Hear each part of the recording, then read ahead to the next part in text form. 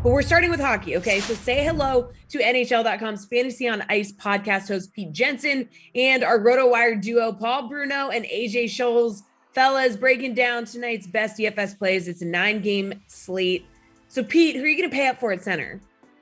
Well, I'm going to make sure I get Josh Norris into my lineup from the Ottawa Senators because he's expected to return to the lineup from a shoulder injury, moderately priced, but I'm spending for it because it's $5,300 and you could still have a lot of leeway on the rest of your lineup. So despite being limited to 36 games out of Ottawa's 52 this season, Norris leads the Senators in goals, plays with Brady Tkachuk, leads them in power play goals, and they're not going to have Drake Batherson on the right side of that line, but I think it's going to give an already sneaky offense in Ottawa even more DFS appeal. Season long is a different story, but DFS, they have high potential any given night, even against elite opponents. We've seen it with some of their victories this year, and Florida right now is allowing a bunch of goals over their past few games, 3 straight losses with a combined 16 goals allowed for the Panthers.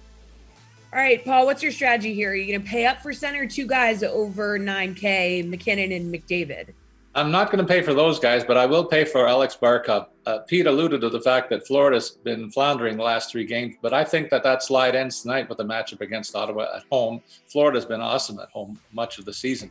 And for his part, he's got 15 points and 40 shots on goal in his last 10 games, so I think I'll buy that for $8,900. Other choices at center that I like cost a lot less. Elias Lindholm, $6,100 hosting Montreal. Yes, please. And JT Miller, $6,000 at the Island. I think that's interesting, too. These are 2 good centers that have been scoring very regularly, and they're discounted tonight. All right, AJ, what's your strategy at center? Well, I think it's to start with what these guys talked about in Lindholm or Norris. Use one of those guys because that's going to give you the ability to pay up for Nathan McKinnon here.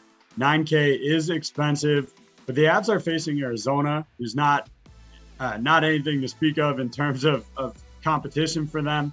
McKinnon's on an 8-game point streak that includes 7 goals over that stretch. And the power play has struggled for Colorado of late. I think matching up with Arizona is a good chance for them to get out of that funk, and Nathan McKinnon will be crucial to doing that.